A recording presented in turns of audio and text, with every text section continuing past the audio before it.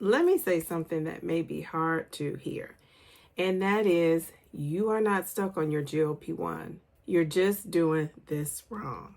I have lost over 86 pounds taking the GLP-1 medication Mounjaro. I have been taking Mounjaro for over 2 years. I know all about the stalls of it all, and I too have been frustrated at some points on my journey. So let's get started and let's talk about it. Number one, you're probably relying solely on the medication to do all of the work.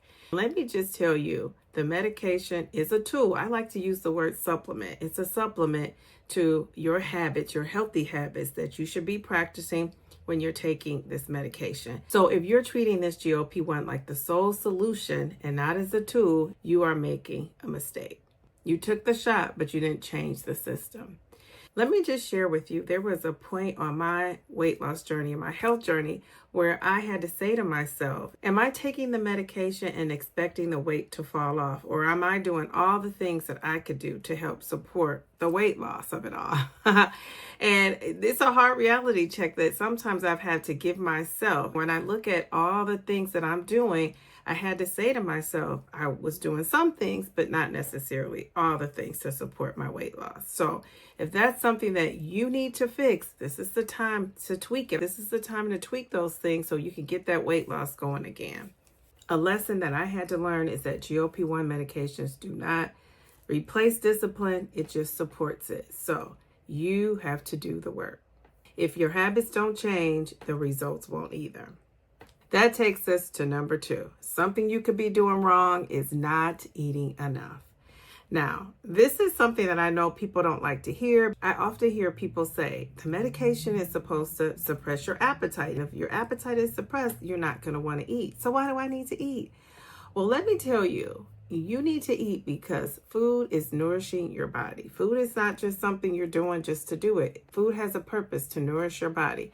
And yes, we like it to taste good. We like to spice it up. We like to try different things with our food. But ultimately, the goal of eating is to nourish your body. If you're eating a lot less calories than your body needs, your body is going to hold on to that weight. That fat is going to hold on for dear life. And we don't want that. We don't want that. So you want to make sure you're getting enough calories. Now, what's enough for you? I'm going to tell you, talk to your doctor. Meet with a doctor, meet with a dietitian, meet with a nutritionist. Listen here is, I want you to think about fueling your body. You have to fuel your body. If you don't, your body will fight you and it's going to hold on to the fat.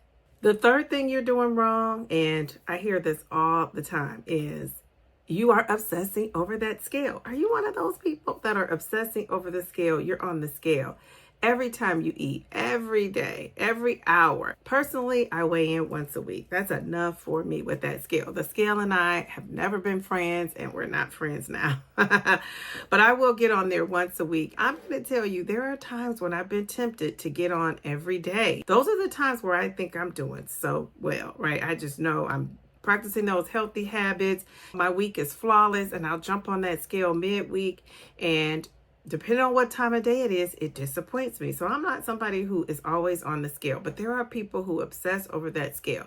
I've been told that people who weigh in every day, the scale kind of keeps you honest, right? It keeps you on track, and I get it. I just wish I could do it. I just can't do it. I don't knock it. It's something I can't do. But for some of us, we're taking it to that next level. We're letting whatever that scale says determine how our day is going to be, how our week is going to be, not in the best way. So I want you to not obsess over the scale.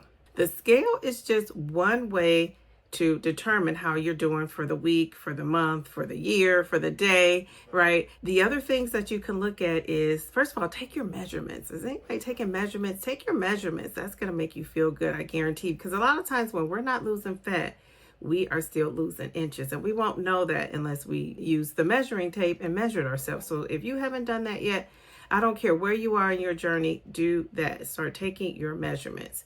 Another thing you could do is see how your clothes fit, how you're feeling, how much energy you have. All those things are great things that you can use to determine how you're doing other than the scale. So if that scale is something that is bothering you, making you unhappy, right? Unhappy, don't get on it. Give yourself a break from the scale. Give yourself permission to break up with that scale. And I'm not saying do it forever. I'm saying maybe do it for a day if you're weighing every day. Maybe stop doing it for a week if you're weighing in every week. I know some people who have given themselves a whole month away from that scale, and use other factors to determine how you're doing. I'm just telling you, if you only chase the scale, you'll miss your true progress. That brings us to number 4. The 4th thing you're doing wrong is you stop moving your body. Now, are you guys exercising out there? Now, I see people out there saying that they're walking, they're getting 10,000 steps. And we know, if you've been following some of the latest research, they're telling us that 10,000 steps is excellent, but you can have so many benefits for your health if you just walk 7,000 steps a day. And that was my goal. After meeting with my doctor and dietitian, I decided to try to even increase that. So I still have in my mind, my goal is 7,000, but really I'm trying to reach that 8. If I'm having a great day and I'm moving more than usual, I am getting those 8,000 steps. And eventually my goal will get to 10,000. But I say, do whatever you can do. Some people can't even stand up. Some people can't walk 2,000 steps, let alone 7,000 or 8,000 or 10,000. So do what you can do. I'm going to tell you the best thing you can do is add some movement after you eat. Get that body going. After your last meal of the day, walk about 10, 15, 20 minutes. I know people have said, well, the recommendation is you walk 15 minutes, 20 minutes. I'm saying that is great. Talk to your doctor about what you should be doing, but don't feel bad if you can't start off with that 20. Start off at 10, which is what I did, and then work your way up to 15 and 20. And before you know it, you're going to even be doing more than that. Your body gets used to whatever you're doing, and you can challenge it, right, to do more. So I would say start off small and work your way up. I have to often remind myself that this journey is about being healthy, not just losing weight. And being healthy, I'm going to need to be a person who moves my body for the long term, not just while I'm on a weight loss journey.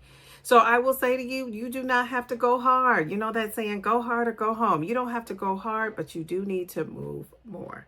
Movement is what's going to unlock some better results for you. I want you to know that if you are stuck, if that scale is not moving, if you're in a stall, if you're frustrated with how slow you're losing weight, just make some adjustments to whatever you're doing. Just tweak a few things and you may see progress. This is a learning journey. Take this time to learn your body, learn yourself while you're taking this GLP-1 medication.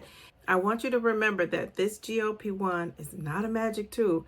We have to give it some support with some healthy habits. So if you're doing any of those things wrong, just change them. Start small. Start with one thing that you know you can tackle right now consistently. Start with that and then stack those habits as you go, because consistency is what's going to lead you to transformation. With that said, thank you for watching. I want you to drop a comment and let me know which one of these things are you doing wrong. Is it relying on the shot, not eating enough, obsessing over the scale, or not moving enough? Which one of those things? Let's talk about it in the comments. I want you to join me live. I'm live on Wednesdays at 8:30 p.m. Eastern, where we talk about some of these things live. So if you have any concerns or questions, bring them to the live stream so we can talk about it. I'm excited for you to come and hang out with me. And if you haven't watched my 10 Uncomfortable Truths video, you got to check that out. In that video, I share with you things that I think a lot of people don't know when they start their GLP-1 journey, or for that matter, people who haven't gotten to some of those uncomfortable truths yet on their journey are surprised when they get there. So watch the video. I think it is so helpful for anybody on a GLP-1 journey. If you need more support, I want you to join my Downsizing Diva Inner Circle. It's a great group of women that support each other on their health journey. Also, check out my Stand Store. I have some freebies in there. Now, people have been going to my Stand Store and downloading a lot of those freebies. So if you have not, go and do that. Check that Stand Store out. I have some great resources, tools, guides that could be so helpful to you on your GLP-1 journey. And I don't know if I said subscribe to my channel, hit that notification bell so you can be notified every time I go live and upload a video. I want you to take great care of yourself. And remember, slow and steady wins the race. Just don't quit. Downsizing.